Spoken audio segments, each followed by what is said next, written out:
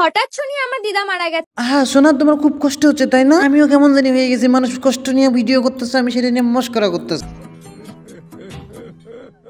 আর সবাইকে যেতে হবে শ্মশানে। আমিও দেরি না করে ঝটাপট রেডি হয়ে চলে গেলাম শ্মশানে। দিদা মারা গেছে, নাতনি কি করে বাসায় বসে থাকে? দিদার সঙ্গে সঙ্গে নাতনিও চলে যাচ্ছে শ্মশানে দিদার মুন্ডু চটকাইতে।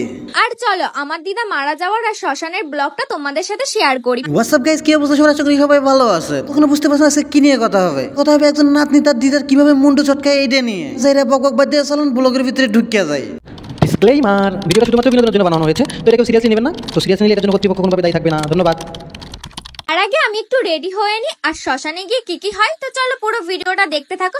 এই সেমনি দিদা কেমনে মারা গেছে, কিভাবে মারা গেছে, এটা নিয়ে একটা সে ডেইলি লাইফ ব্লগ শেয়ার করতেছে। বর্তমানে সোশ্যাল মিডিয়ায় কি চলতেছে ভাই, কে কি নিয়ে ব্লগ করতেছে আমার মাথায় খেলে না। কেউ বা পদ নাচিয়ে, কেউ বা ডালিম দেখিয়ে, কেউ বা বড় বড় উঁচু উঁচু পাহাড় দেখিয়ে। একটা সস্তা ভিউ কামানোর জন্য এমন কোনো কাজ নাই যে এরা করতে পারে। আমরা দেখি কেউ মারা গেলে মানুষ কান্নাকাটি করে দিন খুঁজে পায় না। কাছের সবচেয়ে প্রিয় মানুষটা হারিয়ে গেলে সে বাকরুদ্ধ হয়ে যায়, কথা বলার ভাষা থাকে না। এই চুটিয়া মামানি সেই মেকআপ শেকআপ করে তার দিদাকে শ্মশানে নিয়ে যাচ্ছে এবং সেই ব্লগ সবার মাঝে শেয়ার করতেছে। অর্থাৎ ট্যালেন্ট মারি, এদের এইসব ট্যালেন্ট দেখে মাঝে মাঝে ইচ্ছা করে অস্কারটা এদের পিছন দিয়ে ঢুকিয়ে দিই। এই পাচ্ছিলাম না কোন ড্রেসটা পরবো, তারপরে আমি ভাবলাম যে আমার তো একটা সুন্দর ড্রেস আছে। আর এর কিরা সেটা দেখে মনে হচ্ছে দিদাকে শ্মশানে নিয়ে যাচ্ছে না, তার দিদাকে নতুন করে বিয়ে দিতে নিয়ে যাচ্ছে। সে আনন্দের ঠেলায় কোন ড্রেস পরবে সেটাও খুঁজে পাচ্ছে না। খুঁজতে খুঁজতে সে এমন ড্রেস পাচ্ছে যে ড্রেস পরার পরে তার ডালিমগুলো বরাবর হয়ে চাইয়া আছে সবার দিকে। যেন রসিদ টস টস করছে, যে কোনো সময় ফাইটা যাইব। আমি এই ড্রেসটা পরে নিলাম, আর একটু মেকআপ না করলে হয় তো একটু টোনারটা মেখে তারপর ভাবছিলাম মেকআপটা শুরু করবো। তো চলো। কোন অ্যাঙ্গেল থেকে মনে হইতেছে দিদা মারা গেছে? এর এত খুশি কে রে ভাই? কখন যেমন উৎপাইতে থাকে, কবে গরু মারবো আর সে খাইবো, এমন হয় উৎপাইতেছিল কবে দিদা মারা যাবে সেটা নিয়ে ব্লগ করবো। না না, কাজটা ঠিক হয়। ভাবতেই পারিনি আমার দিদা আমাকে ছেড়ে চলে যাবে। আমার এইটা ভেবে খুবই খারাপ লাগছে যে তুই যেমন ভাবতেই পারিস না তোর দিদা মারা যাইবো, এমনি আমরা কখনো ভাবতে পারিনি যে তোর মতো একজন কুলাঙ্গার নাতনি যে কিনা দিদা মারা গেছে সেটা নিয়ে নাচতে নাচতে ব্লগ করবো। আমার দিদা আমাকে ছেড়ে চলে গেছে এই দুনিয়া ছেড়ে পুরোটা, আর কখনো দিদা চাইলেও ফিরে আসতে পারবে। এটা আমরা কম বেশি সবাই জানি, কেউ যদি পৃথিবীর মায়া ত্যাগ করে চলে যায় সে কখনো আর ফিরে আসে না। কিছুক্ষণের জন্য ধরে নিয়ে তোর দিদা ফিরে আসার একটু হলেও চান্স আছে, কিন্তু তোর দিদা কখনো তোর জন্য ফিরবো না। চাইবো না যে তোর মতো কুলাঙ্গার নাতির মুখ সে আর একবার দেখো। কি তোর দিদা মরার পর জানতে পারছে, বাইসে থাকলে জানলে হয়তো তোকে সাথে করে নিয়ে যাইতো। তোর দিদা মারা যাওয়ার সময় তোকে সঙ্গে করে নিয়ে যেত, তাহলে আজকে আমাদের এই দিনটা দেখতে হইতো না।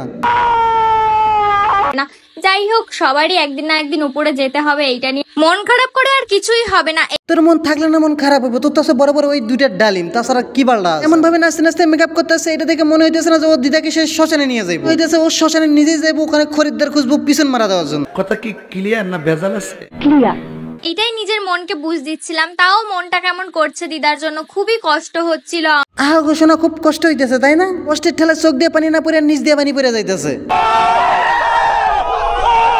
আমার দিদার জন্য, যে দিদা দুনিয়া ছেড়ে চলে গেল। আমার ছোটবেলার থেকে যার সাথে এত কথা এত কিছু। বিশেষ করে রাসেল ভাইয়ের কথাটা শোনার পর আমার একটা কথাই মনে পড়তেছে, যে মানুষটার সঙ্গে ছোটবেলায় এত সুন্দরভাবে ঘনিষ্ঠ বন্ধুত্ব ছিল, মানুষটা মরে যাওয়ার পরে তার শ্মশান ব্লক করে তার পিন্ডি চটকায় দিতেছ। জানা ছিল না যে এইভাবে ভালোবাসার প্রতিদান দেওয়া যায় পিন্ডি চটকিয়ে। তাকে আমি সবকিছু শেয়ার করতাম, হাসি মজা দুঃখ, আমাকে কত রকম গল্পও বলতো। তোমাদের দিদা কি তোমাদের গল্প শোনাতো আমাকে? ওই এবার বুঝতে পারছি, ছোটবেলা তো দিদা তোকে গল্প শোনাইতো। মানুষটা ছিল তোর গল্প বলার সাথী, মানুষটা পিন্ডি চটকিয়ে তার শ্মশান ঘাটের ব্লক তুই অন্যকে শোনাইতেছস। বাহ সুধীর বোন বাহ। হবে যেটা হওয়ার সেটাই হলো। এতক্ষণ এটুকু বুঝতে পারছিস তুই এটা নিজে থেকেই চাইছিলি যে তোর দিদা চালু মরে যাবো, তুই এটা নিয়ে একটা শ্মশান ঘাটের ব্লক করবি, ফ্রিতে প্রমোশন, এদিকে টাকাও কামানো হয়ে যাবে। ট্যালেন্ট ভাই, এগুলো ইন্ডিয়ান মেয়েদের দ্বারাই সম্ভব ভাই। এটা কি হয়ে গেছে, কারণ আমার এত টেনশন এত কষ্ট হচ্ছে আমার দিদার জন্য। এত কষ্ট হইতাছে যে কষ্ট শোধনে সে মেকআপ করতেছে নাচতে না। বলি কি মানুষ তো বিয়ে বাড়িতে গেলে এতটা মেকআপ করে না, তুই শ্মশান ঘাটে যাওয়ার জন্য যেরকম মেকআপ করতেছস এ কি করে সম্ভব? যে আমি আর কিছুই করতে পারছিলাম না, তাই জন্য ভাবলাম যে একটু যেমন তেমন রেডি হয়ে ন্যাচারাল কয় কেটে নাকি বলে নর্মাল মেকআপ, যেখানে কুত্তার খালার মতো মুখটা সাদা হয়ে গেছে তারপরেও কইতাছে সেটা নর্মাল মেকআপ। আকিস নর্মাল ভাবে সাজুগুজু করতেছে, যদি পুরোপুরি ভাবে সাজুগুজু করতো তাহলে সবকিছু খুলিয়ে দেখিয়ে দিত। কথাতে এটাই বুঝলাম আর কি। যাই, জানো তো তোমাদের সাথে আমি ডেইলি ব্লগ শেয়ার করছি, ভাবলাম এইটাও শেয়ার করি। তেমন ভাবে তোমার দিদা মারা গেছে এটা নিয়ে শ্মশান ব্লগ করতেছো, এভাবে তোমার বাবা মা তোমাকে কিভাবে জন্ম দিয়েছে এটা নিয়ে একটা ব্লগ করে আমরা একটু জানতে চাই আর কি। বলে এতটুকু জানতে পারবো ওই দিন তোমার বাবা তোমার মায়ের সঙ্গে সহবাস করার সময় যে কন্ডমটা ব্যবহার করে নেই, যার ফলে তোমার জন্ম হয়েছে। আর জানোই তো আমি একটু সাজতে ভালোবাসি, তাই জন্য আমি দেখছিলাম যে তাড়াতাড়ি করে যেটা করা যায় আগে সেটাই করি। আর দেখি তার দিদা মারা গেছে, এখানে সে নাচতে নাচতে মেকআপ করতেছে, আবার করতেছে নাকি তাড়াতাড়ি করতেছে, যেখানে শুরু থেকে দেখতেছে সে মেকআপ করতেইছে, মেকআপ করতে করতে কুত্তার পুটকির মতো চেহারাটাকে সাদা বানিয়ে ফেলছে, তারপরে বলতেছে সে চালু চালু মেকআপ করতেছে। তো যেহেতু মেকআপটা বোঝোই তো, যেন না বোঝা যায় এই জন্য একটু পাউডারটা দিয়ে দিচ্ছিলাম যাতে মেকআপটা যেন ফুটে ফুটে না ওঠে। রাসেল ভাই সাজুগুজু দেখে মনে হইতেছে না এটা কি শ্মশান ঘাটের ব্লগ নাকি মেকআপ আর্টিস্টের ব্লগ।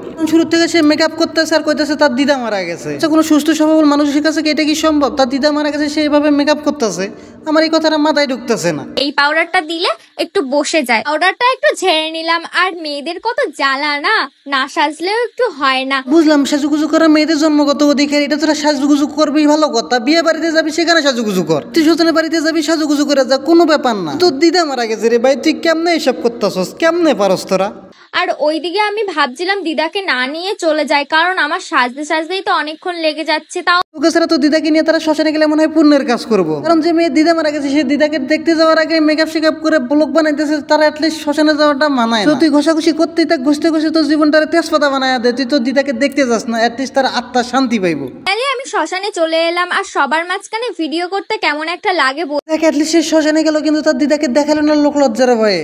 সিম্পেথি পাওয়ার আছে, সে শুরু থেকে বলতেছিল এটা নাকি তার দিদা শ্মশান ঘাটের ব্লগ। সে ব্লগ টলক সাবধান, এটা ছিল তার ভিউ কামানোর একটা ধান্দা আর কি। ইন্ডিয়ান মেয়ে ভাই, এদের দ্বারা সবকিছু সম্ভব, এরা ভিউ কামানোর জন্য এমন কোনো কাজ নাই যে করতে পারে না। আগে আপনাদেরকে দেখাইছি সাধ্যবারের ব্লগ, দাদু হাসপাতালে মৃত্যুর সঙ্গে পাঞ্চাল হচ্ছে এটা নিয়ে ব্লগ, বাবার বিয়ে খাচ্ছে মেয়ে সেটা নিয়ে ব্লগ, শুধু এইসব ব্লগ বানিয়ে ভাইরাল হওয়ার ধান্দা খুঁজতেছে আর কি। Hey guys, that's all today. ভিডিওটা কেমন লাগছে অবশ্যই কমেন্ট বক্সে জানায় যাবেন আপনার মতামতটি। আর আপনি আমার চ্যানেলে নতুন হয়ে থাকলে অবশ্যই চ্যানেলটা সাবস্ক্রাইব করবেন এবং পাশে থাকা নোটিফিকেশন বেলটি বাজিয়ে রাখবেন। আর যদি অলরেডি সাবস্ক্রাইব করে থাকেন তাহলে অসংখ্য ধন্যবাদ। তো দেখা হচ্ছে নতুন কোনো ভিডিওতে নতুন কোনো টপিক নিয়ে। সে পর্যন্ত সবাই ভালো থাকবেন, সুস্থ থাকবেন, আল্লাহ হাফেজ।